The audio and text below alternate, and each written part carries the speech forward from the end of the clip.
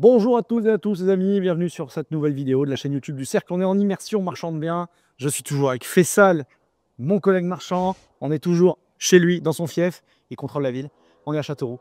C'est lui, le boss de Châteauroux. Et on va aller voir une nouvelle de ses opérations, juste derrière. Alors, il peut toujours.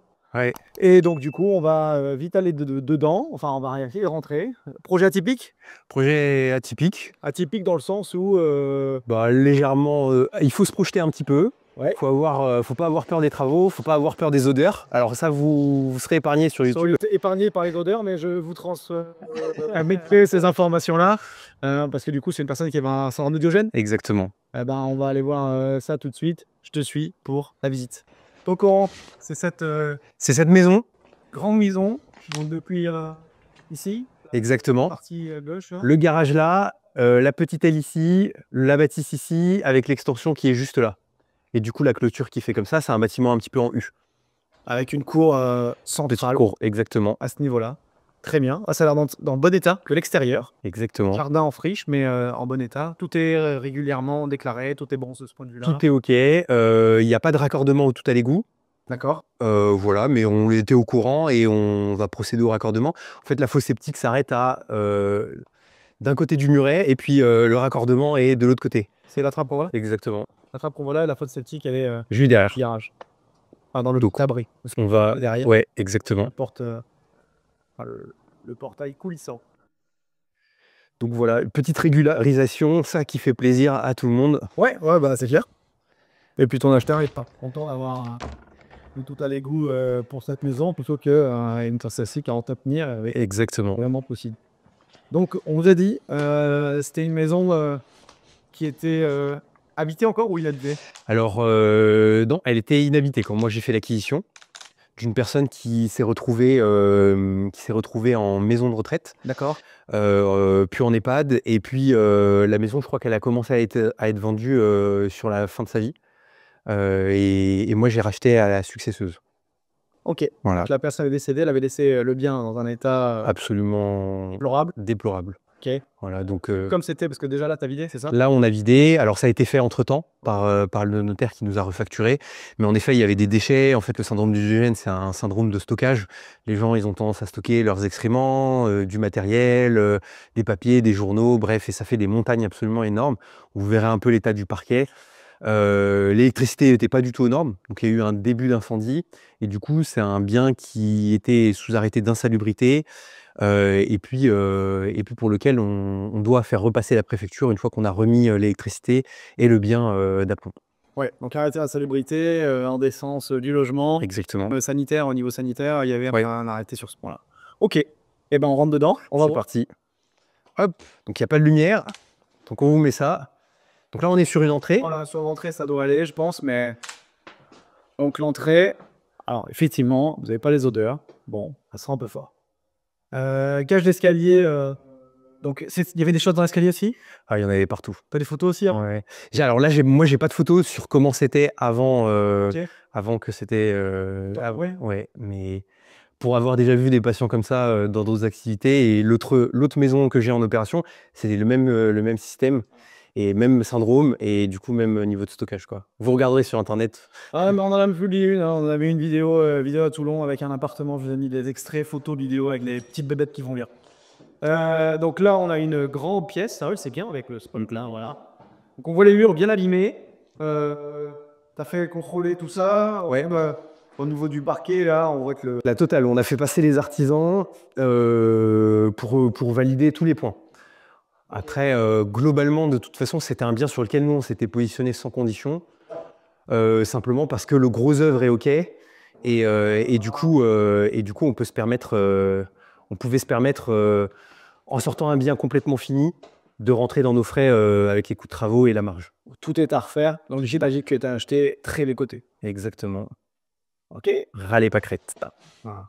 Toc, il faut. Bah, il y a un WC. Bon, c'est juste ici. Hop là. Ouais.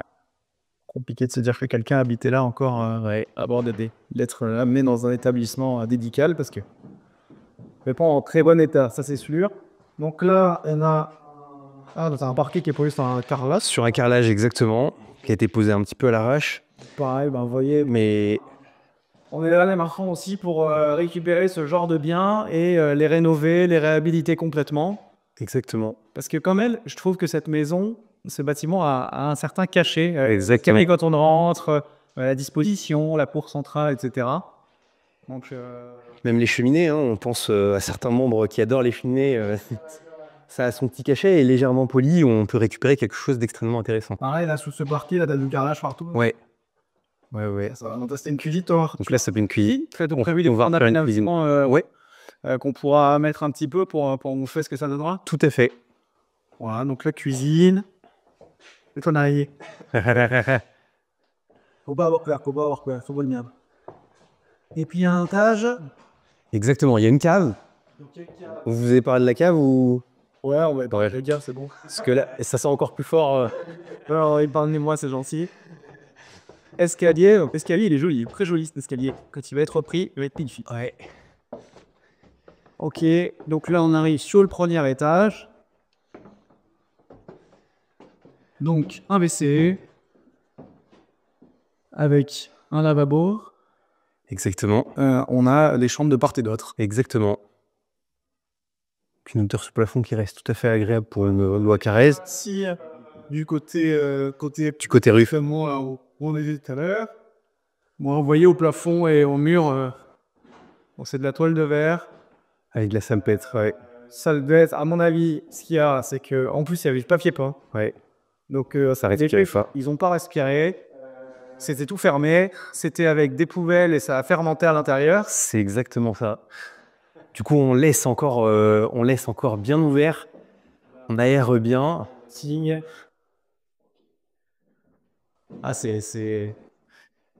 Et là, il y a un joli parquet au sol qu'on va essayer de reprendre en le troussant. Procès, etc. Ouais. Il doit être super. Procès l'azuré, ça va être. C'est joli. Et là, deuxième chambre, pareil, c'est Ilem avec... Oui. C'est ici. Exactement.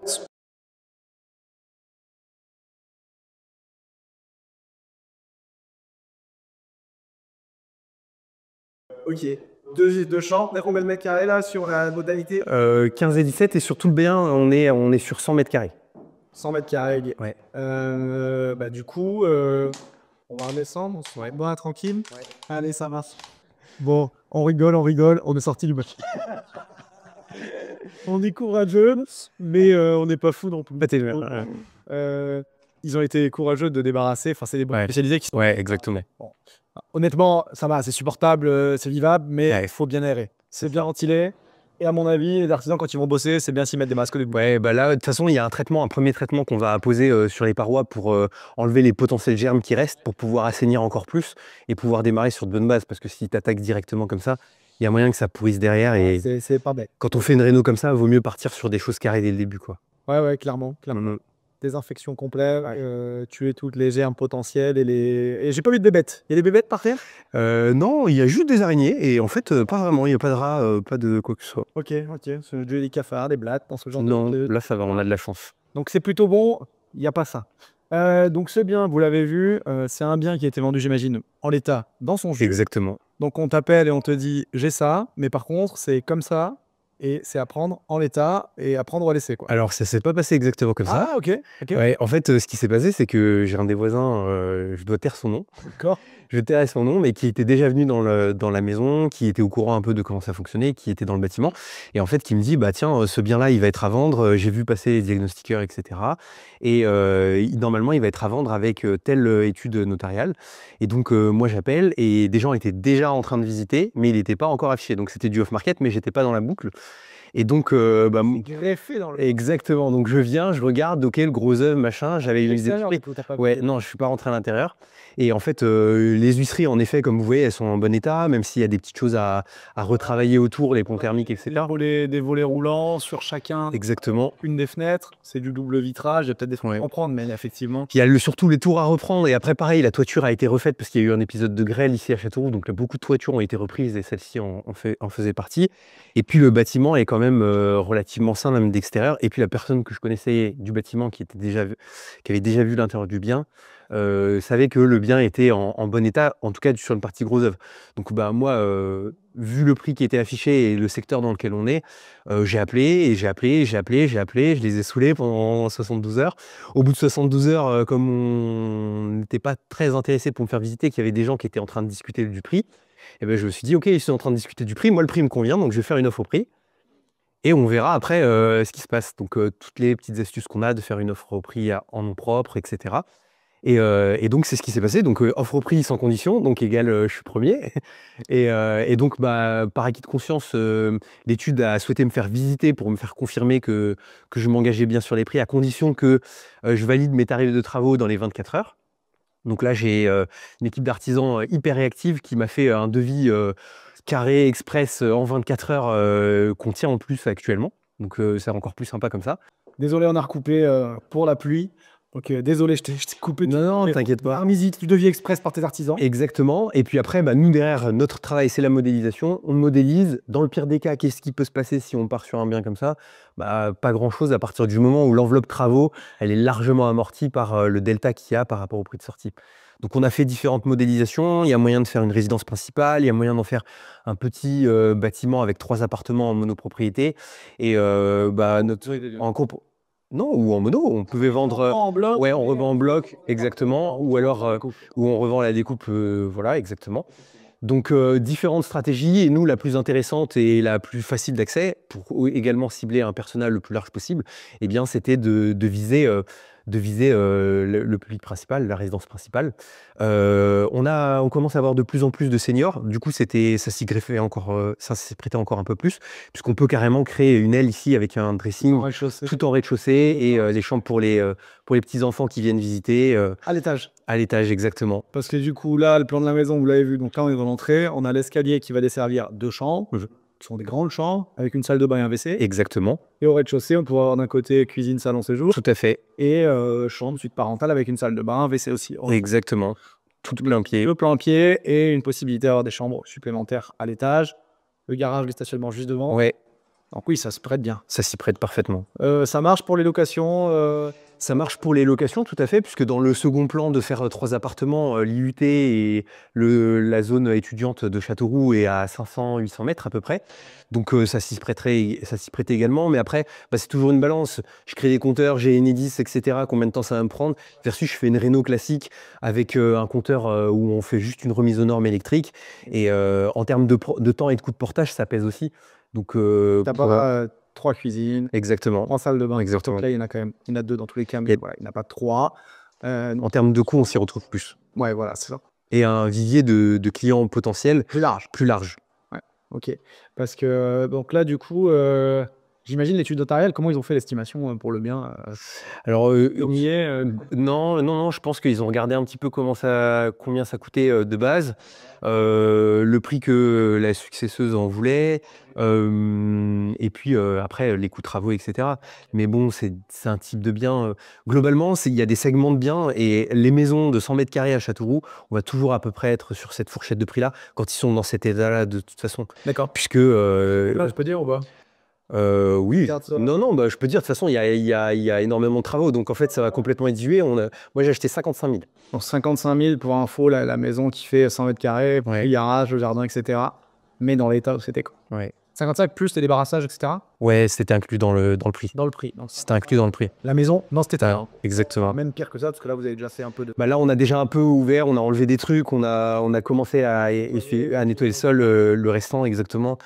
Donc ouais, on a fait un premier débroussage de ce qu'il y avait dans le jardin pour y voir un peu plus clair, savoir où on allait aller.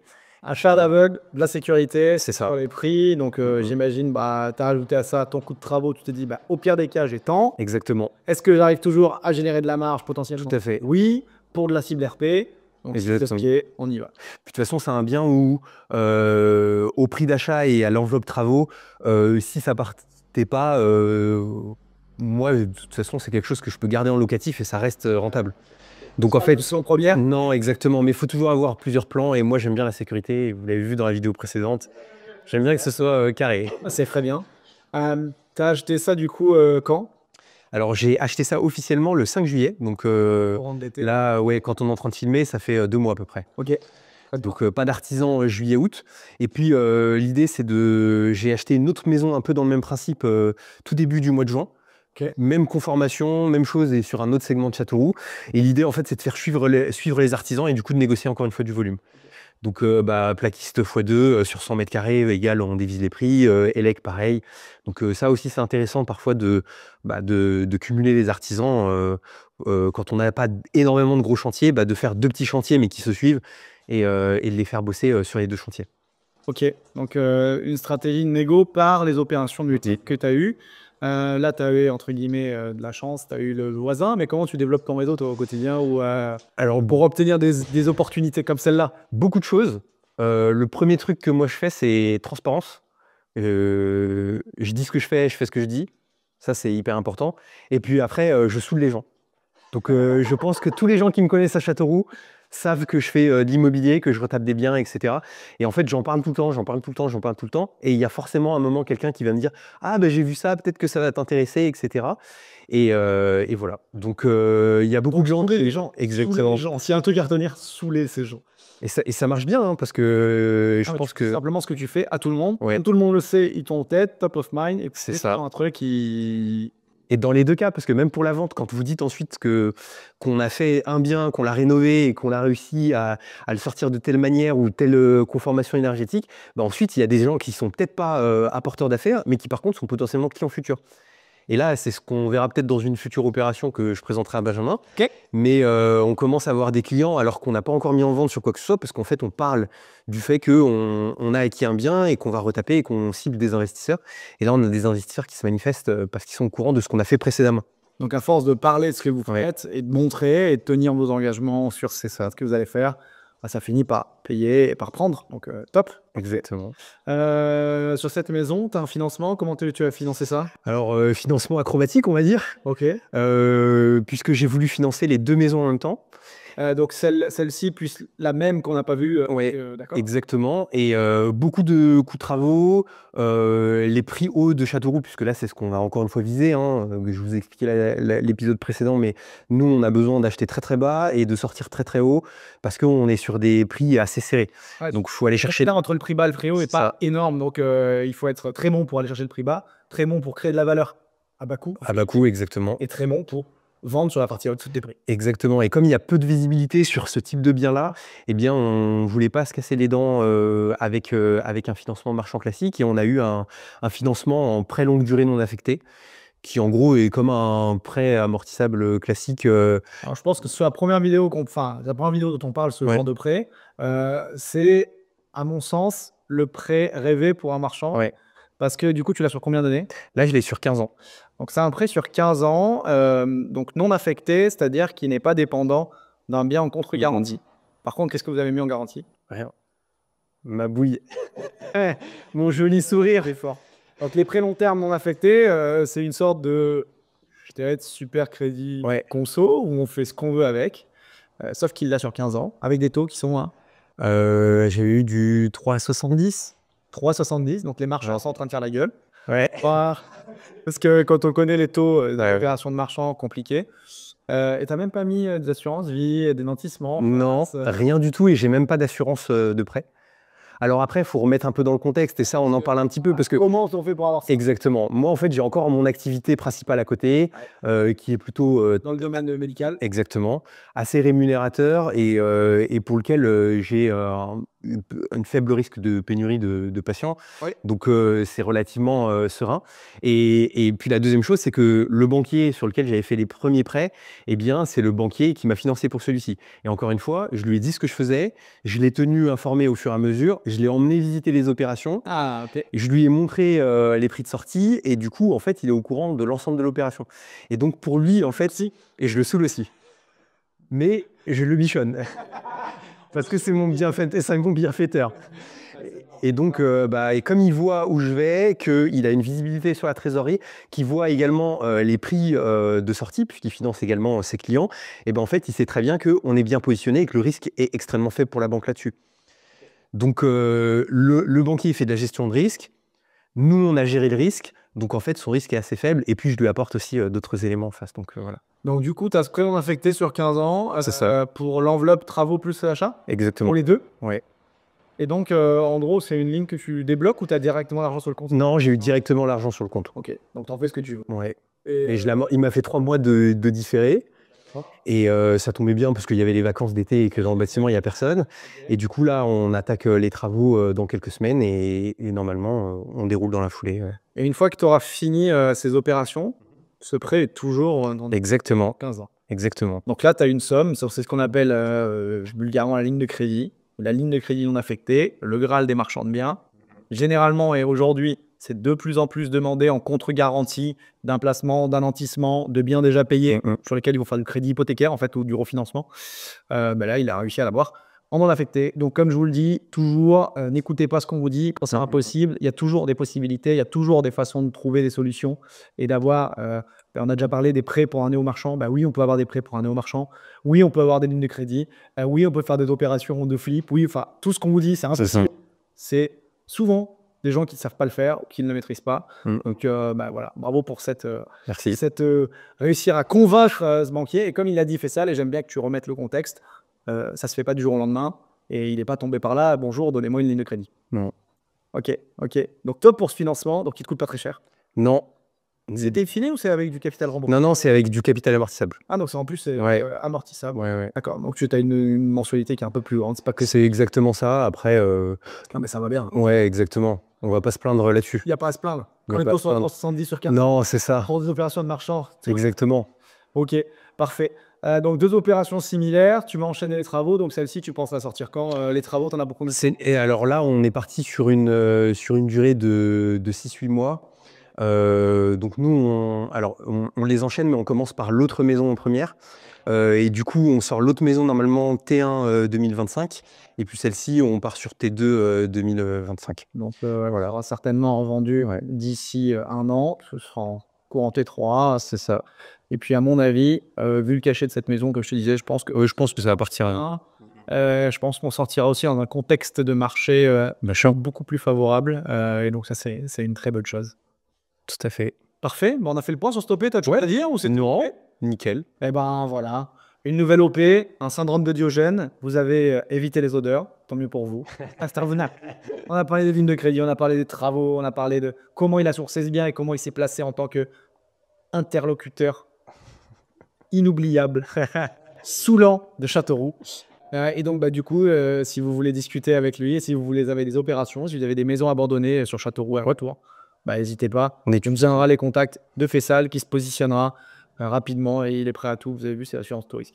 J'espère que cette vidéo vous a plu. À très bientôt sur la chaîne YouTube du Cercle. Abonnez-vous, likez, commentez comme d'habitude. Si vous avez des questions, n'hésitez pas. Et si vous voulez faire comme Faisal, je vous l'ai déjà dit, vous avez les liens autour de cette vidéo et dans cette description. Il y a plein d'autres vidéos où on va visiter des opérations de marchands de biens. Vous l'avez vu dans le Cercle, on a des marchands qui font des opérations. Et j'espère que ça vous donne envie aussi de faire de même. À très bientôt. Bye Faisal. Salut. Ciao. Ciao. Bye.